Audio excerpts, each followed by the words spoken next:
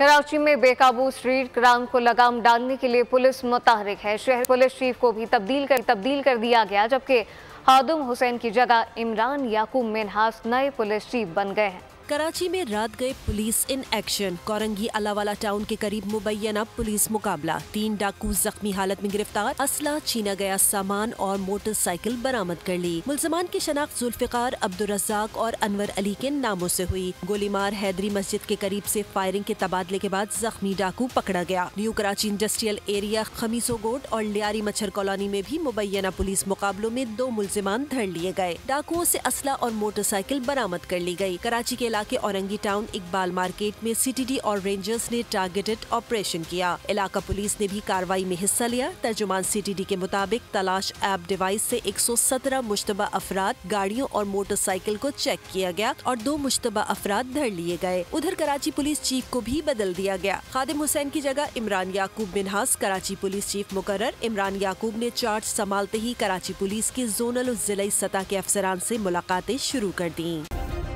Subscribe करें और bell दबाएं ताकि कोई खबर रह न जाए।